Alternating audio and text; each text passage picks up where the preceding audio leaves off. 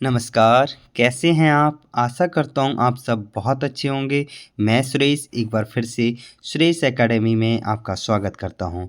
आज हम लेकर आए हैं आपके लिए सीटेट दिसंबर 2024 के लिए साइंस अर्थात विज्ञान की जो 3 पार्ट होते हैं फिजिक्स, केमिस्ट्री और बायो। तो उसमें से मैं फिजिक्स का एक कंप्लीट वीडियो लेकर आया हूँ ओनली इन वन शॉट। एक वीडियो में पूरी की पूरी फिजिक्स कंप्लीट करने वाले हैं, जिसमें मैं आपको थ्योरी भी लेकर आया हूं और मोस्ट एक्सपेक्टेड क्वेश्चन जो कि आपकी परीक्षा की दृष्टि से इंपॉर्टेंट हो जाते हैं। तो क्योंकि आपका एग्जाम 14 दिसंबर को है, 14 और 15 दिसंबर को होने वाला है, तो टाइम तो नहीं रहा है, आप 9 ही दिन मान के चलिए। तो आज मैं फिजिक्स की वीडियो लेकर आया हूँ कंप्लीट फिजिक्स। कल मैं लेकर आऊँगा आपके लिए केमिस्ट्री की और फिर परसों बायो की कंप्लीट वीडियो लेकर आने वाला हूँ दोस्तों, जिससे कि आपकी परीक्षा में थोड़ा हेल्प हो सके। ये जो क्वेश्चन मैं लेकर आया हूँ काफ़ी इंपॉर्टेंट हो जाते हैं, एक्सपेक्टेड, इसीलिए मैंने लिखा है most expected question for your exam. और थ्योरी भी लेकर आया हूँ, एक्सप्लेनेशन, प्रत्येक क्वेश्चन का एक्सप्लेनेशन दूंगा, जिससे कि एक क्वेश्चन ना से इससे रिलेटेड अगर कोई दूसरा क्वेश्चन आ जाए आपके एग्जाम में तो आप आसानी से कर दें। तो समय को गवाए बिना शुरू करते हैं आज का पहला क्वेश्चन और इसके बारे में डिटेल में जानते हैं। आप देख सकते हैं इसके मैं थ्योरी भी लिख कर लाया हूँ। तो देख लेते हैं पहला क्वेश्चन क्या कह रहा है, देख लेते हैं भाई। आपतन कोण परावर्तन कोण के बराबर डैश होता है। The angle of incidence is dash equal to the angle of reflection. तो यहाँ पे किसकी बात हो रही है? परावर्तन कोण और अपवर्तन कोण की बात हो रही है। ठीक है, परावर्तन कोण और अपवर्तन कोण की बात हो रही है। तो आपको पता होगा, अगर आपने साइंस पढ़ी है, फिजिक्स पढ़ी है, तो आपने परावर्तन के बारे में भी पढ़ा होगा, रिफ्लेक्शन एंगल के बारे में पढ़ा होगा, प्रकाश के परावर्तन के बारे में पढ़ा होगा, जिसे हम कहते हैं रिफ्लेक्शन ऑफ लाइट। तो उसमें क्या होता है, एक कोई सतह होती है, उस सतह पर कोई रे आती है, क्या होती है? इंसिडेंस होती है, इंसिडेंट रे होती है। इसे हम क्या कहते हैं? जब कोई सतह पे कोई रे पड़ती है तो हम उसे क्या कहते हैं? इंसिडेंस रे कहते हैं, अर्थात आपतित किरण कहते हैं। फिर जो किरण होती है वो सतह से टकराकर एकदम उछल जाती है, एकदम उछल जाती है, तो इस रे को क्या कहेंगे? रिफ्लेक्टेड रे कहेंगे। क्या कहेंगे? परावर्तित किरण कहेंगे। इसके बीचों बीच एक क्या होता है? अभिलंब होता है। इसके बीचों बीच क्या होता है? एक अभिलंब होता है। और ये जो सतह होती है, ये जो सतह होती है, ये आपतित किरण से एक कोण बनाती है, मान लीजिएगा थीटा 1, मान लीजिएगा थीटा 1। और जो परावर्तन परावर्तित किरण होती है उससे भी सतह एक कोण बनाती है, मान लीजिएगा थीटा 2। तो इस कंडीशन में परावर्तन जब होता है तो इस कंडीशन में थीटा 1 बराबर होता है थीटा 2, और ये होता है हमेशा। ये क्या होता है? हमेशा होता है थीटा 1 इक्वल टू थीटा 2। और मैं आपके लिए बता दूं, जो हमारी किरण पड़ती है, जो सतह पर टकराती है, जैसा कि अभी हमने बताया, इसे हम इंसिडेंस रे अर्थात आपतित किरण कहते हैं। और एकदम जो उछल जाती है उसे रिफ्लेक्टेड रे अर्थात परावर्तित किरण कहते हैं। और बीचों बीच जो होता है वो होता है हमारा अभिलंब। तो हम कह सकते हैं कि हमारी जो आपतित किरण, अभिलंब और परावर्तित किरण तीनों एक ही सतह पर होते हैं। और आपतित किरण और परावर्तित किरण, जो परावर्तित जो कोण होता है हमारा, परावर्तन का कोण होता है और जो आपतन कोण होता है, ये दोनों कोण हमेशा बराबर होते हैं, हम ये भी कह सकते हैं। ठीक है, तो इसके अकॉर्डिंग जो राइट आंसर हो जाएगा वो हो जाएगा option number A. Option number क्या हो जाएगा? बिल्कुल राइट आंसर हो जाएगा।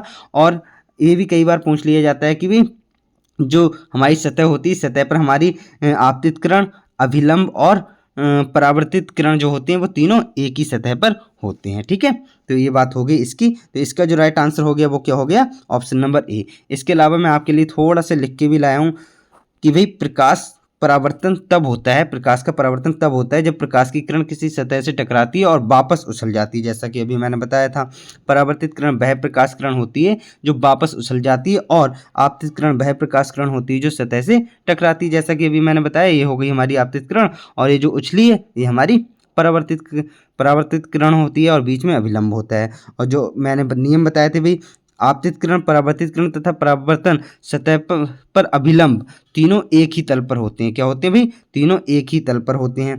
आपतित किरण का अभिलंब पर कोण परावर्तित किरण के उसी अभिलंब पर कोण बराबर होते हैं भाई। ठीक है, तो ये कोण जो होते हैं वो बराबर होते हैं। और परावर्तित किरण, आपतित किरण अभिलंब के विपरीत दिशाओं में होते हैं। जैसे ये हमारी सतह है, बीच में अभिलंब होता है, तो इस तरफ जो हमारी होती है आपतित किरण होती है, और इस तरफ क्या होता है? हमारी परावर्तित किरण होती है। तो दोनों अभिलंब के अपोजिट साइड में होते हैं, एक साइड में नहीं होते हैं, ये बात हो जाती है। तो ये तो बात हो गई परावर्तन की। ये तो आपने रिफ्लेक्शन ऑफ एंगल समझ लिए, प्रकाश का परावर्तन समझ लिया। लेकिन अगर हम बात करें अगर हम बात करें रिफ्रैक्शन की, किसकी बात करें भाई, रिफ्रैक्शन की, क्योंकि रिफ्रैक्शन भी एक इम्पॉर्टेंट जो है टॉपिक हो जाता है, इससे भी कई बार क्वेश्चन पूछ लिए जाते हैं। क्या होता है भाई रिफ्रैक्शन, किसे क्या कहते हैं, रिफ्रैक्शन, जिसे हम हिंदी में क्या कहते हैं भाई, हिंदी में कहते हैं अपवर्तन, जिसे हम हिंदी में क्या कहते हैं, अपवर्तन।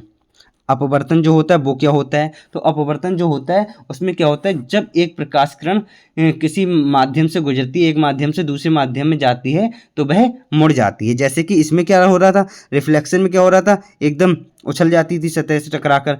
लेकिन रिफ्रैक्शन में क्या होता है, अपवर्तन में क्या होता है भाई, अपवर्तन में जो होता है कोई प्रकाश किरण जो होती है, अगर बीच में क्या होता है अभिलंब होता है, तो मान लीजिएगा ये कोई प्रकाश किरण है, इंसिडेंस रे है, इंसिडेंट रे है, तो जो एक माध्यम से दूसरे माध्यम में जाती है, मान लीजिएगा ये दूसरा माध्यम है, ऊपर हवा है नीचे पानी है, इस टाइप से मान लीजिएगा। तो जब ये दूसरे माध्यम में जाती है तो प्रकाश किरण थोड़ी सी मुड़ जाती है, थोड़ी सी मुड़ जाती है। मतलब कहने का ये है, यहाँ पर जो कोण बनेगा, यहाँ पर जो अभिलंब के साथ जो कोण बनेगा, अभिलंब के साथ जो कोण बनेगा वो क्या होंगे, बराबर नहीं होंगे। यहाँ पे theta one not equal to होगा थीटा टू के, theta one not equal to होगा थीटा टू के। तो ये जो कोण होंगे ये कभी बराबर नहीं होंगे, ये जो कोण होंगे वो हमारे कभी बराबर नहीं होंगे अपवर्तन में। ठीक है, साथ ही अपवर्तन की कुछ प्रॉपर्टीज होती हैं वो भी मैं आपको बता देता हूँ, वो भी मैं आपको बता देता हूँ। तो अपवर्तन जो होता है, जो रिफ्रैक्शन होता है, उसमें क्या है, पेंसिल, कई बार आपसे क्वेश्चन में पूछ लिया जाता है कि पेंसिल का जो पानी में मुड़ना, पेंसिल अगर पानी में गिरी हुई हो तो उसमें हमें मुड़ी हुई दिखती है, तो वो किस वजह से होता है भाई, अपवर्तन की वजह से होता है। किसकी वजह से होता है, अपवर्तन की वजह से हमें ऐसा दिखता है। इसके अलावा अगर मैं बात करूँ, जो पानी में कोई सिक्का पड़ा होता है तो हमें वास्तविक गहराई से थोड़ा ऊपर दिखता है, थोड़ा हमें ऊपर दिखता है, तो वो भी किस वजह से होता है, अपवर्तन की वजह से होता है। इसके साथ ही मैं आपको बता दूं, तारों का टिमटिमाना, आप देखते होंगे ना रात को तारे टिमटिमाते हुए दिखते हैं, तो वो भी किस वजह से होता है भाई, अपवर्तन की वजह से होता है। तो ये कई बार आपके एग्जाम में क्वेश्चन पूछ लिया जाता है, तो ये भी मैंने आपको बता दिया।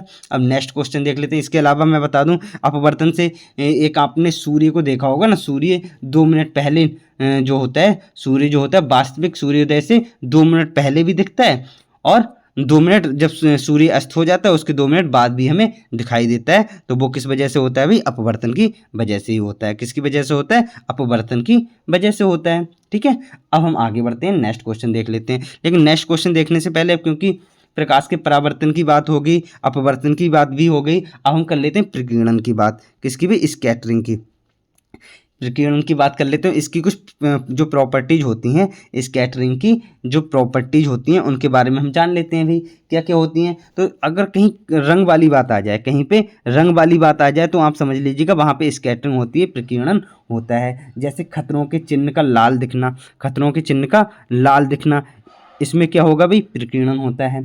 इसके अलावा सूर्य का सूर्योदय और सूर्योदय के समय लाल दिखना, जब सूर्योदय होता है और सूर्यास्त जब होता है तब जो लाल दिखता है वो किस वजह से होता है, प्रकीर्णन की वजह से होता है। लेकिन 2 मिनट पहले सूर्यास्त से और 2 मिनट बाद तक जो दिखता है, जो दिखाई देता है, वो तो अपवर्तन की वजह से होता है। लेकिन लाल दिखता है, ये किसकी वजह से होता है, वो स्कैटरिंग अर्थात प्रकीर्णन की वजह से होता है। किसकी वजह से होता है भाई, प्रकीर्णन की वजह से होता है।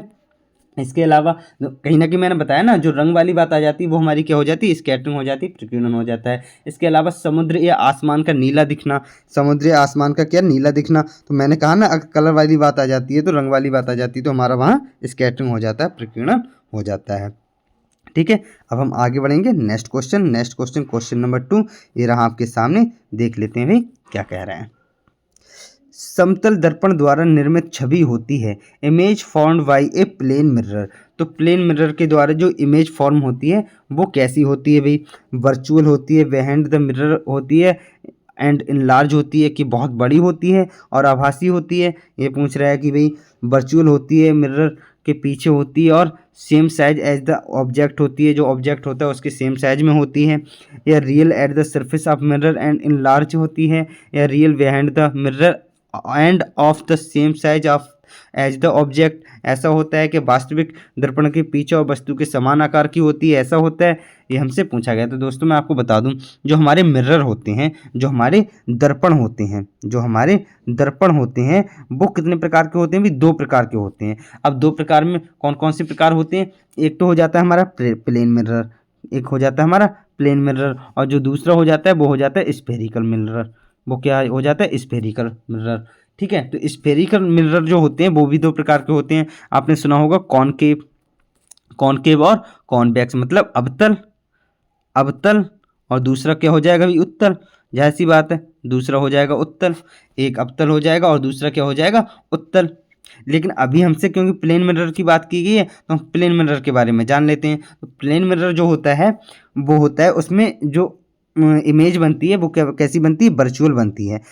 कैसी बनती है भाई, वर्चुअल बनती है, और इरेक्ट बनती है, मतलब सीधी बनती है, बिल्कुल सीधी बनती है। साथ ही जो मिरर में हम इमेज देखते हैं अपनी, वो एकदम पीछे ही तो होती है, एकदम उसकी सतह पर थोड़ी ना दिखती है, थोड़ा पीछे ही दिखती है, तो बिहाइंड द मिरर दिखती है, और जो हमारा साइज होता है उसी साइज की दिखती है। तो इसके अकॉर्डिंग ऑप्शन नंबर बी क्या हो जाएगा, बिल्कुल राइट आंसर हो जाएगा, आभासी दर्पण के पीछे और वस्तु के समान आकार की हमें दिखती है। इसके साथ ही मैं आपको बता दूं, अगर हम कोई चीज़ देखते हैं, अगर हम अपने सामने कोई लड़का अगर खड़ा हुआ देखते हैं तो हमें तो बिल्कुल सीधा दिखता है, हमें तो बिल्कुल सीधा खड़ा हुआ दिखता है, लेकिन सच में हमारी जो आंखें देखती हैं वो रियल में तो देखती हैं। इमेज जो बनती है हमारे दिमाग में वो हमारी आंखों में जो इमेज बनती है वो रियल बनती है, रियल बनती है, और क्या बनती है, उल्टी बनती है। रियल बनती है और क्या बनती है, उल्टी बनती है। लेकिन जो हमारे अंदर एक ऑप्टिक नर्व होती है, हमारी आंखों में एक ऑप्टिक नर्व होती है, क्या होती है भाई, ऑप्टिक नर्व होती है। तो उसकी सहायता से जो मैसेज होता है हमारे ब्रेन में जाता है, मैसेज जो होता है वो हमारे ब्रेन में जाता है, तो फिर हमारे ब्रेन जो होता है उस इमेज को क्या कर देता है, वर्चुअल कर देता है। वर्चुअल अर्थात आभासी कर देता है, आभासी कर देता है, और इरेक्ट कर देता है अर्थात सीधी कर देता है।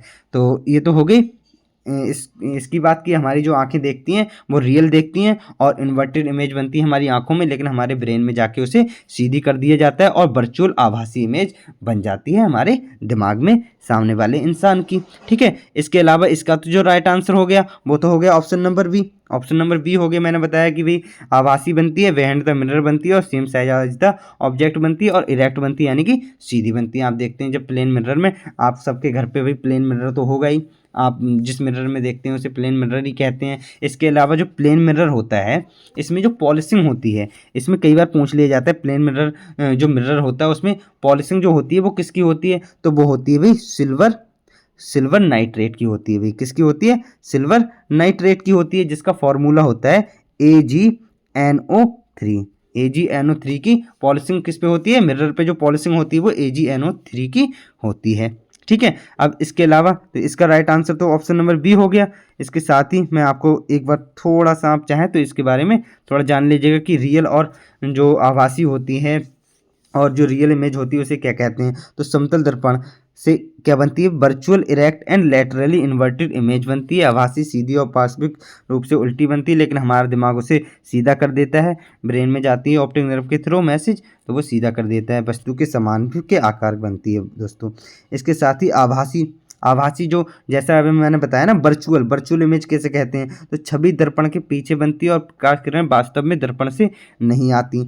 खड़ा करना, छवि दाहिनी ओर होती है, छवि बाईं से दाईं ओर उल्टी होती है, और एक समान आकार का मतलब होता है छवि वस्तु के समान आकार की होती है। ठीक है। और समतल दर्पण सबसे अधिक उपयोग किए जाने वाले दर्पण है। आपसे ये भी पूछ लिया जाता है कई बार कि सबसे ज़्यादा उपयोग किए जाने वाले दर्पण कौन से हैं, तो वो कौन से हैं भाई, समतल दर्पण है। कौन से हैं भाई, प्लेन मिरर है। और अभी हमने स्फेरिकल मिरर की बात की थी, किसकी भाई, स्फेरिकल मिरर की बात की थी, जो कि हमने बताया था दो प्रकार के होते हैं, एक कॉनकेव होते हैं भाई, एक कॉनकेव होते हैं अर्थात जिसे हम अवतल कहते हैं, जिसे हम अवतल दर्पण कहते हैं। अभी दर्पण की बात हो रही है, अभी किसकी बात हो रही है, दर्पण की बात हो रही है भाई, दर्पण की बात हो रही है, मिरर की बात हो रही है। और दूसरा हमारा उत्तल दर्पण होता है, उत्तल।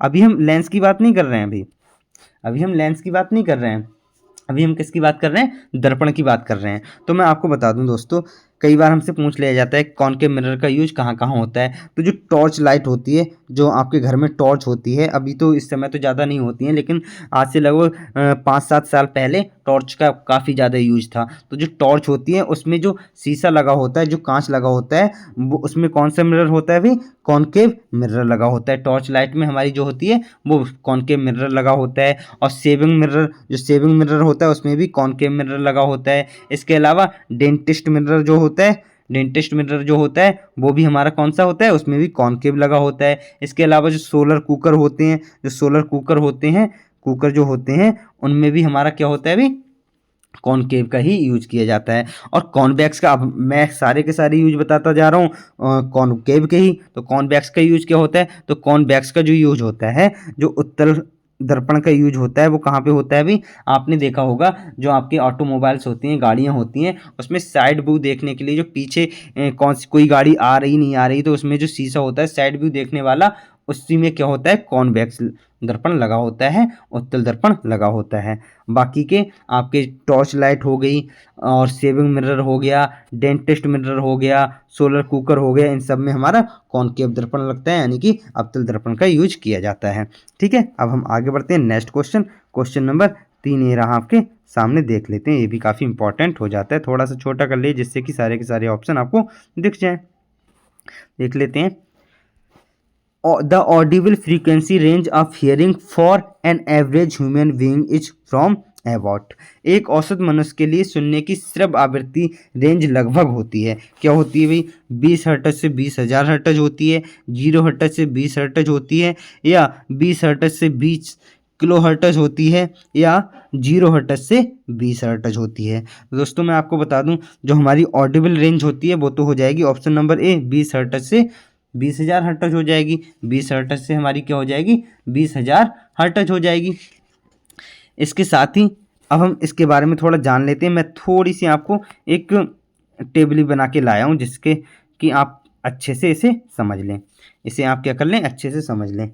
तो साउंड जो होती है, साउंड हम बता दें आपको, साउंड भी एक क्या होती है, एनर्जी होती है, जो हमें क्या करती है, सुनने में हेल्प करती है, सुनने में हेल्प करती है। और इसमें जो साउंड जो होती है, इसमें जो वेव्स होती हैं, वो कौन सी वेव्स काम करती हैं भाई, इसका जो मीडियम होता है, जो साउंड का जो मीडियम होता है, वो क्या होता है भाई, अनुदैर्ध्य तरंगें होती हैं। कई बार पूछ लिया जाता है अनुदैर्ध्य, आप अनुदैर्ध्य से याद रख सकते हैं, अनुदैर्ध्य, इसमें जिसमें धा आ जाए, जिसमें धा आ जाए वो उसमें हमारी क्या होती है भाई, हमारी ध्वनि होती है। क्योंकि साउंड ध्वनि हम कहते हैं, तो धा से ध्वनि और धा से अनुदैर्ध्य आप याद रख सकते हैं। अगर धा आ रहा है मतलब ध्वनि में जो तरंगें यूज होती हैं वो अनुदैर्ध्य तरंग होती हैं, और जो प्रकाश होता है, प्रकाश में जो तरंगें यूज होती हैं वो अनुप्रस्थ होती हैं। उसमें प्रा आ जाता है, प्रा से प्रकाश, तो प्रकाश वाली अनुप्रस्थ हो जाती हैं और ध्वनि वाली अनुदैर्ध्य हो जाती हैं। ये बात हो गई इसकी भाई। और इसके साथ ही मैं बता दूं, क्योंकि अभी साउंड की बात हो रही है, तो इसे मेजर जो करते हैं, इसकी जो यूनिट होती है, ध्वनि की जो यूनिट होती है वो डेसिबल होती है। क्या होती है भाई, डेसिबल होती है। क्या होती है भाई, इसकी जो लाउडनेस को हम मेजर करते हैं वो किस में करते हैं भाई, डेसिबल में करते हैं। ठीक है, ये बात हो गई। इसके अलावा अब हम देख लेते हैं, जो साउंड होती है वो 3 भागों में डिवाइड की गई हैं। एक इंफ्रासोनिक साउंड, एक ऑडिबल रेंज ऑफ साउंड, एक अल्ट्रासोनिक साउंड। तो इंफ्रासोनिक साउंड जो होती है उसे हम नहीं सुन पाते हैं। आप देख रहे हैं ना ऑडिबल रेंज ऑफ साउंड, तो ऑडिबल रेंज ऑफ साउंड जो ह्यूमन होता है, जो मनुष्य होता है, वो तो भाई इसी रेंज की, जो इसी फ्रीक्वेंसी 20 हर्ट्ज से 20,000 हर्ट्ज के बीच की जो फ्रीक्वेंसी की साउंड होती है, ध्वनि होती है, उसी को सुन पाता है। लेकिन इससे ना तो कम वाली सुन पाता है, ना ही ज़्यादा वाली भाई। तो फ्रीक्वेंसी लेस देन 20 हर्ट्ज जो होती है, उसे सुनने वाले जो जानवर होते हैं, एक्चुअली मनुष्य तो नहीं सुन पाता है, तो जो जानवर सुनते हैं, जो एनिमल होते हैं, वो होते हैं एलिफेंट सुन लेता है, फॉक्स सुन लेता है, डियर सुन लेता है, ब्लू व्हेल सुन लेती है, डॉग सुन लेते हैं। और मैं आपके लिए एक बात बता दूं, जो डॉग्स होते हैं, जो कुत्ते होते हैं, आपने कई बार देखा है हम कुछ बोलते हैं तो वो भी सुन लेते हैं। और अगर 20 हर्ट्ज से कम, अर्थात इंफ्रासोनिक जो फ्रीक्वेंसी होती है, इंफ्रासोनिक साउंड की जो फ्रीक्वेंसी होती है, उसको भी ये सुन लेते हैं। कौन, डॉग, जो कुत्ते होते हैं, डॉगी जो होते हैं, वो इंफ्रासोनिक साउंड को भी सुन लेते हैं, और जो ऑडिबल साउंड है इसको भी सुन लेते हैं, और साथ ही अल्ट्रासोनिक साउंड को भी सुन लेते हैं, जिसकी फ्रीक्वेंसी 20,000 हर्ट्ज से ज़्यादा होती है। जिसकी फ्रीक्वेंसी क्या होती है, 20,000 हर्ट्ज से ज़्यादा होती है, उसको भी सुन लेते हैं। साथ ही 20,000 से ज़्यादा फ्रीक्वेंसी को हम अल्ट्रासोनिक साउंड कहते हैं, तो आप समझ ही गए। तो इसको सुनने वाले बैट्स होते हैं, डॉल्फिन्स होती हैं, और रैट, जो चूहे होते हैं, ये अल्ट्रासोनिक साउंड को सुन लेते हैं। इसके अलावा जो ध्वनि की प्रबलता है, जो लाउडनेस होती है, वो किस में मापते हैं, हम डेसिबल में मापते हैं। और एक किस पे डिपेंड करती है, ये भी करती है एम्पलीट्यूड पे, अर्थात आयाम पर डिपेंड करती है। जो हमारी लाउडनेस है वो हमारी एम्पलीट्यूड अर्थात आयाम पर डिपेंड करती है। और पिच, जो पिच हम कहते हैं, जिसे हम आवाज़ का उतार चढ़ाव कहते हैं, तारत्य कहते हैं, या जो जिससे हमें पता चलता है कि किसी की आवाज़ पतली, आपने मतलब सुना होगा ना कि कई बार लोग कहते हैं कि भी उसकी आवाज़ बहुत पतली है, उसकी आवाज़ बहुत पतली है और किसी की आवाज़ बहुत मोटी है। तो आवाज़ मोटी है या पतली है ये पता लगाने के लिए क्या होता है भी पिच, इसी को हम पिच कहते हैं। तो पिच किस पे डिपेंड करती है, ये हमारी फ्रीक्वेंसी पे डिपेंड करती है।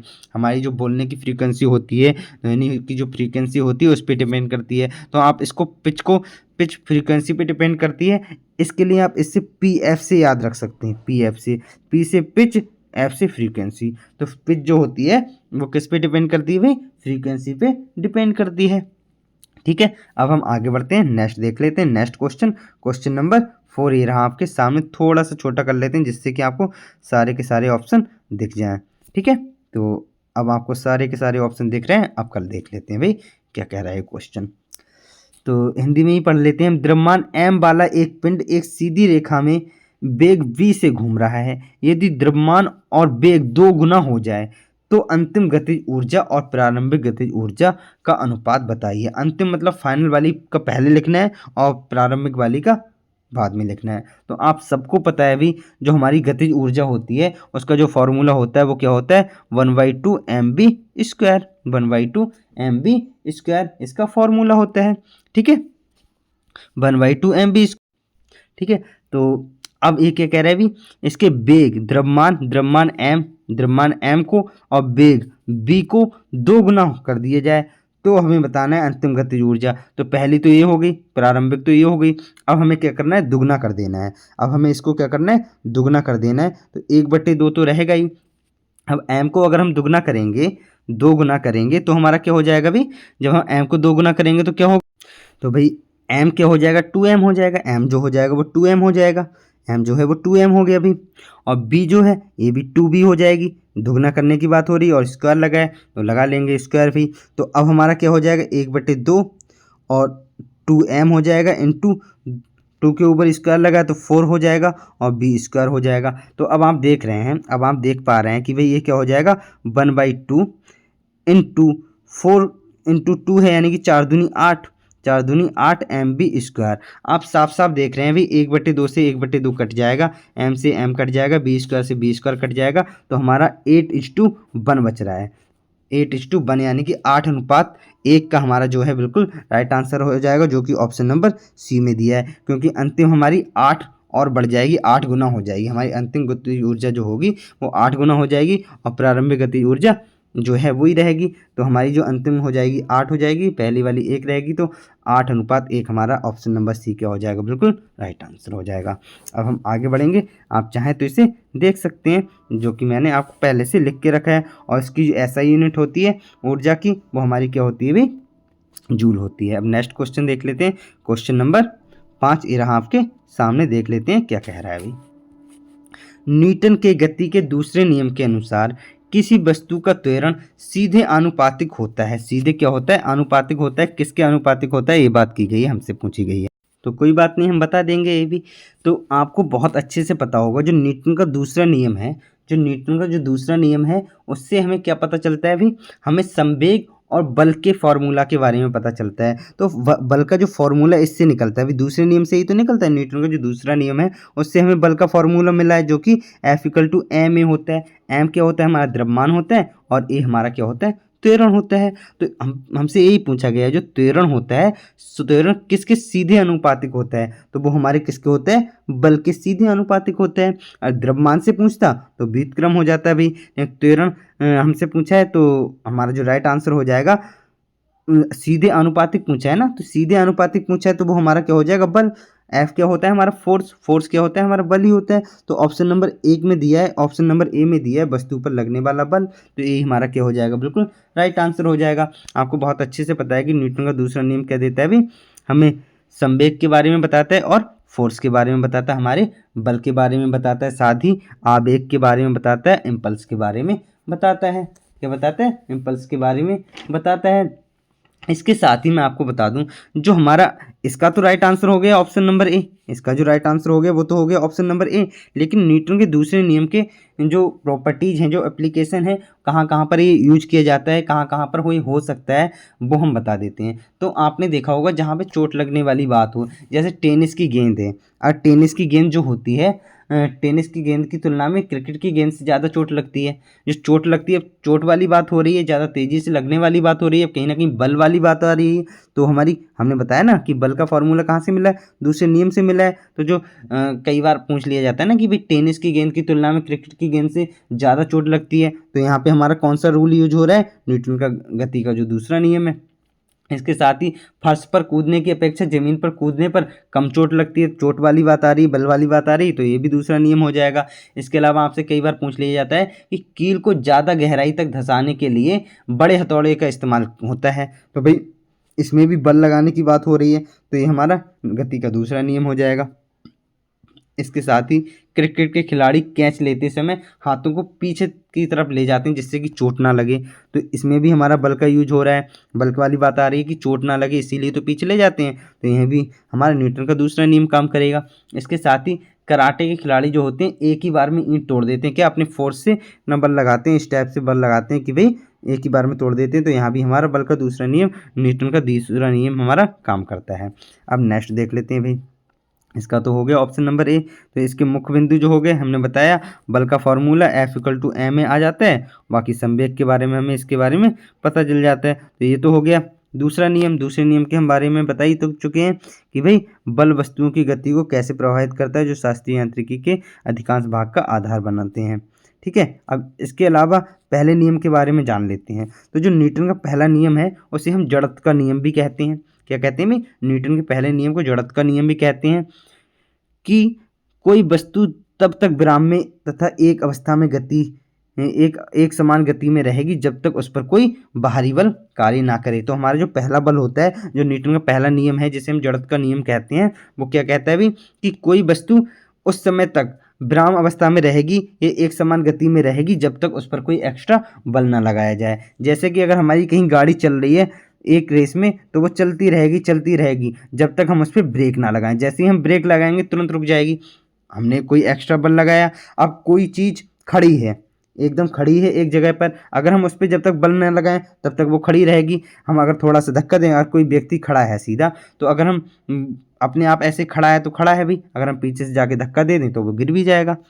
तो जब तक हम उस पर बल ना लगाएंगे तब तक वो उसी अवस्था में रहेगी। अगर वो विराम की अवस्था में तो विराम की अवस्था में रहेगी, और गति की अवस्था में तो गति की अवस्था में रहेगी। तो ये हो गया पहला नियम। अब तीसरे नियम की बात कर लेते हैं, क्योंकि दूसरे नियम के बारे में हम पहले ही पढ़ चुके हैं। और न्यूटन का तीसरा नियम क्या कहता है कि प्रत्येक क्रिया के लिए एक समान और विपरीत प्रतिक्रिया होती है। अगर आप क्या करेंगे भी, प्रत्येक क्रिया के अपोजिट एक क्रिया होती है। ठीक है, तो जैसे कि आपने कई बार देखा होगा कि किसी वस्तु पर अगर हम वेग का परिवर्तन करते हैं, क्या करते हैं भाई, कई बार आपने देखा होगा ना कि हम कोई क्रिया करते हैं लेकिन फिर अपोजिट एकदम क्रिया हो जाती है, अपोजिट एकदम क्रिया हो जाती है। जैसे आपने देखते हैं कि हम जो बॉल होती है, कोई बॉल होती है, अगर हम दीवार पे फेंकते हैं तो दीवार से टकराकर तुरंत हमारे पास आ जाती है, होता है ना ऐसा। और कई बार जब हम किसी को थप्पड़ मारते हैं तो एकदम थप्पड़ मार के हाथ पीछे हट जाता है अपने आप। और जब हम पानी पर कूदते हैं तब हमें क्या होता है भाई, हमें चोट लगती है। या वस्तु का जो जब वस्तु चलती है कोई, तो समय के पीछे हटना, मतलब समय पीछे हटता है। और रॉकेट का आसमान में ऊपर जाना, एकदम रॉकेट नीचे से हम जैसे ही आग लगाते हैं एकदम ऊपर उड़ जाता है भी। तो ये भी हमारा क्या होता है भाई, गति के तीसरे नियम पर डिपेंड करता है। गति के तीसरे नियम की बात हो जाती है इसमें भी भाई। ठीक है, तो ये तो हो गए गति के तीनों नियम, न्यूटन के जो तीनों नियम हो गए, ये हो गई। अब नेक्स्ट क्वेश्चन देख लेते हैं जो मैग्नेट से रिलेटेड है। ठीक है, क्वेश्चन नंबर 6 ये रहा आपके सामने। चुंबक का चुंबकत्व सर्वाधिक डैश होता है, the magnetism of a magnet is maximum in dash. तो जो चुंबक का चुंबकत्व होता है वो उत्तरी ध्रुव पर होता है ज़्यादा, या दक्षिणी ध्रुव पर होता है, या दोनों पर होता है, उपयुक्त में से एक भी पे नहीं होता है। ये हमसे पूछा गया है। क्या पूछा गया है भाई, हमसे पूछा गया है कि भाई इन दोनों ध्रुवों पर ज़्यादा होता है या किसी एक ध्रुव पे होता है।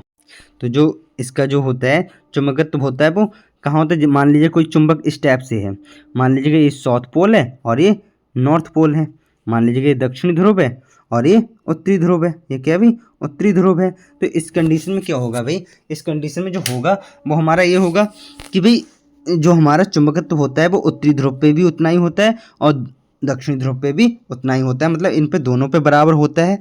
और सर्वाधिक होता है, मैक्सिमम होता है। लेकिन अगर बीच की बात की जाए, सेंटर की बात की जाए, तो सेंटर पे कम होता है। सेंटर पे बहुत कम होता है जो इसका चुंबकत्व होता है, चुंबक का सेंटर पे बहुत कम होता है। लेकिन ध्रुवों पर दोनों पे बहुत ज़्यादा होता है, अधिक होता है। तो दोनों ध्रुवों पर होता है अधिकतम। तो ऑप्शन नंबर बी हो जाएगा इसका बिल्कुल right answer. Option number B क्या हो जाएगा, बिल्कुल राइट आंसर। और हाँ, कई बार आपसे पूछ लिया जाता है कि क्या चुंबक को काट कर उसका उसकी चुंबकता या उसका चुंबकत्व ख़त्म कर सकते हैं, उसके मैग्नेटिज्म की जो प्रॉपर्टी है उसकी ख़त्म की जा सकती है? बिल्कुल नहीं की जा सकती। अगर इस चुंबक को हम आधा कर दें तो हमारा क्या होगा, ये तो साउथ पोल रहेगा ही, ये नॉर्थ पोल बन जाएगा। तब भी हमारे उत्तरी ध्रुव और नॉर्थ ध्रुव कर चलेंगे तो यहाँ पे चुंबकत्व ज़्यादा होगा, यहाँ पे मैग्नेटिज्म ज़्यादा होगा। इसके सेंटर में मतलब जो भी चुंबक होगी, चाहे छोटी हो या बड़ी हो, उसके बीच में जो सेंटर पे उसका जो मैग्नेटिज्म होता है वो कम होता है। लेकिन दोनों ध्रुवों पर अधिकतम होता है, मैक्सिमम होता है। ठीक है, तो ऑप्शन नंबर क्या हो गया, बी हो गया इसका राइट आंसर। ठीक है, जैसा कि अभी मैंने बताया था कि एक दंड चुंबक के केंद्र में चुंबकीय क्षेत्र आदर्श मामले में शून्य होता है और दोनों ध्रुवों पर अधिकतम होता है। ठीक है, अब नेक्स्ट क्वेश्चन देख लेते हैं, बाकी का आप इसको पढ़ लीजिएगा। नेक्स्ट क्वेश्चन ये रहा आपके सामने। फ्लेमिंग के दाहिने हाथ के नियम में अंगूठा निम्न में से किसकी दिशा को दर्शाता है? तो ये किसकी दिशा को दर्शाता है, इस बारे में बात की गई है। आपने देखा होगा ना कि जो फ्लेमिंग का बाएं हाथ का अंगूठा होता है जो और दाहिने हाथ का जो अंगूठा होता है, इसमें इस टाइप से मान लीजिएगा ये अंगूठा है, ये उंगली है, फिर हमारी क्या हो गया, इस टाइप से हमारा जो होता है, तो वो क्या दर्शाता है इस बारे में बात की गई है। तो हमसे पूछा गया है कि फ्लेमिंग के दाहिने हाथ के बारे में पूछा गया, तो अंगूठे के बारे में पूछा है केवल। अंगूठा क्या दर्शाता है, तो अंगूठा दर्शाता है चालक की गति की दिशा को। ये हमारा किसकी दिशा को बताता है, चालक की गति की दिशा को, मोशन की डायरेक्शन को हमारा बताता है। तो ऑप्शन नंबर क्या हो जाएगा, सी बिल्कुल राइट आंसर हो जाएगा। बाकी का हम आपको थोड़ा दिखा भी देते हैं, आप इसे देख सकते हैं, आप इसे देख सकते हैं। जैसा कि अभी मैंने बताया, जो हमारा अंगूठा होता है वो हमारा मोशन बताता है, और जो हमारी इंडेक्स फिंगर होती है वो हमारी फील्ड को बताती है, और जो हमारी मिडिल फिंगर होती है वो हमारी करंट को बताती है। तो इसका जो राइट आंसर हो गया वो मोशन की डायरेक्शन को बता रहे हैं।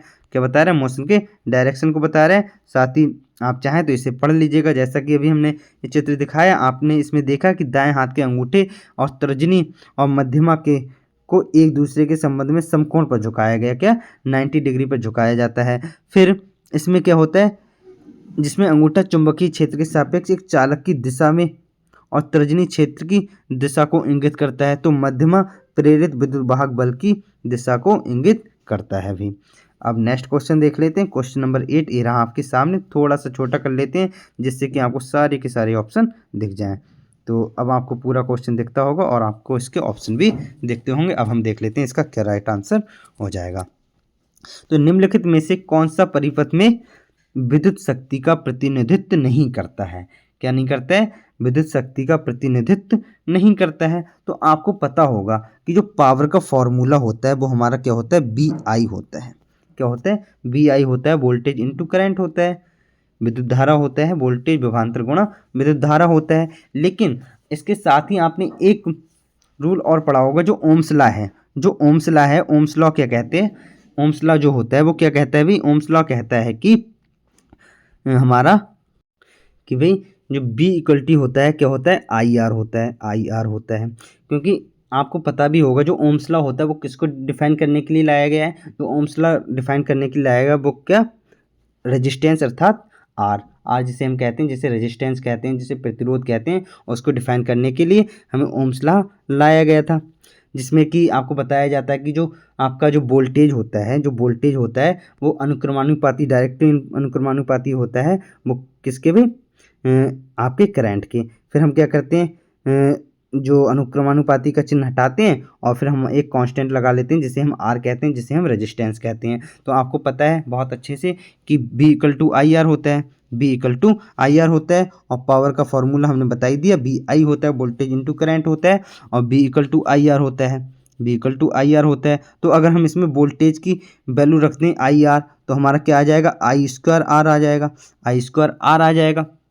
लेकिन अगर हम इसमें करंट की वैल्यू रखते हैं तो बी अपॉन आर हो जाएगा। क्या हो जाएगा, बी अपॉन आर हो जाएगा। तो हमारे एक तीसरा फार्मूला बन जाएगा, तो हमारा एक तीसरा फार्मूला बन जाएगा B square upon R, B square upon R. तो इसमें इसके अलावा जो है वो हमारा राइट आंसर हो जाएगा। इसमें क्या कह रहा है, जो नहीं है, जो इसका प्रतिनिधित्व नहीं करता है, तो बी आई तो हमारा होता ही है, तो ये तो आंसर होगा नहीं। फिर दूसरा क्या होगा, I square R, I square R भी हमारा सही हो जाएगा। और फिर हमारा दूसरा बी स्क्वायर अपॉन आर, तो ये भी हमारा सही हो जाएगा। तो जो गलत होगा वो हो जाएगा बी, और ये हमारा क्या हो जाएगा, right answer. Option number B will be the right answer. अब हम आगे बढ़ेंगे, नेक्स्ट क्वेश्चन देख लेंगे, बाकी आप इसके एक्सप्लेनेशन को भी देख सकते हैं। इसको थोड़ा सा देख लेते हैं जिससे कि आप पूरा सा दिख जाए। तो देख लेते हैं भाई, ये क्वेश्चन पूरा इंग्लिश में ही है, लेकिन इसमें ज़्यादा कुछ समझना नहीं है, मतलब ऐसी कोई चीज़ नहीं है कि आप हिंदी में समझाने की ज़रूरत पड़े।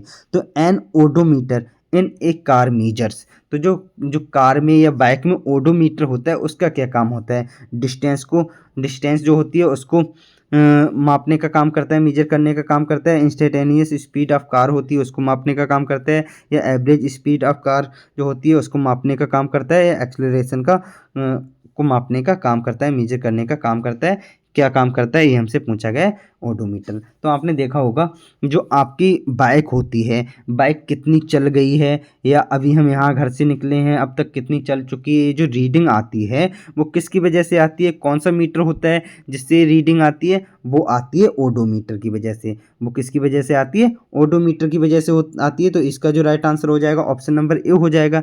इसके साथ ही ऑप्शन नंबर बी जो दिया है, instantaneous speed of the car, तो आपने देखा होगा जब आप कार चलाते हैं या बाइक चलाते हैं तो स्पीड कभी 60 होती है, कभी 70 होती है, कभी 40 होती है, 80 होती है, 100 होती है, जो भी स्पीड होती है। तो इसको मेजर करने का जो काम होता है वो किसका होता है, स्पीडोमीटर का होता है।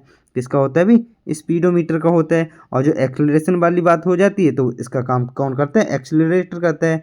एक्सेलरेटर करता है जिसे आप रेस कहते हैं, रेस देने वाली बात जो होती है वो एक्सेलरेटर कहते हैं। इसका जो राइट आंसर हो गया वो हो गया option number A. Next question देख लेते हैं अब। क्वेश्चन नंबर 10 ये रहा आपके सामने, क्या कह रहा है देख लेते हैं भाई। 1/5 ओम वाले 5 प्रतिरोधकों का उपयोग करके अधिकतम कितना प्रतिरोध बनाया जा सकता है, अधिकतम कितना प्रतिरोध बनाया जा सकता है ये हमसे पूछा गया है। तो देख लेते हैं हम क्या कह रहा है ये। तो जब क्या होता है अभी, जो हमारे प्रतिरोध होते हैं जो क्रम से लगे होते हैं, सीरीज में लगे होते हैं, तो हम क्या करते हैं उनको एक साथ जोड़ लेते हैं। लेकिन हमारे समांतर क्रम में लगे होते हैं तो हम उनको 1/, करके जोड़ते हैं। तो यहाँ पे तो हमारे क्रम से ही मान लीजिए लगे हैं, तो हम इसको कैसे जोड़ेंगे, टोटल प्रतिरोध जो निकालेंगे वो हम कैसे निकालेंगे भाई, 1/5 ओम प्लस 1/5 ओम। अब 5 कितने की बात की गई है, 5 प्रतिरोधकों की बात की गई, 5 की बात की गई है। कितने की बात की गई, 5 की बात की गई है। तो प्लस 1/5 प्लस 1/5 प्लस 1/5, इन सबको जोड़ेंगे तो हमारा क्या हो जाएगा, 1 + 1 + 1 + 1 + 1 इक्वल टू 5/5 आ जाएगा, यानी कि 1 आ जाएगा। कितना आ जाएगा, 1। तो ऑप्शन नंबर डी में दिया है 1, तो 1 will be the right answer. अगर आपको ऐसे समझ नहीं आया तो आप इसे चाहे इस टाइप से देख सकते हैं। तो कैसी लगी आपको वीडियो, अगर अच्छी लगी है तो वीडियो को लाइक करिए और अपने दोस्तों के साथ शेयर करिए, क्योंकि शेयर करने से हमारी नॉलेज बढ़ती है। और अगर आप चैनल पर नए हैं तो चैनल को सब्सक्राइब जरूर कर लीजिए हमारी लेटेस्ट वीडियो तुरंत पाने के लिए और अपनी परीक्षा की तैयारी को थोड़ा आसान बनाने के लिए। So thank you for watching.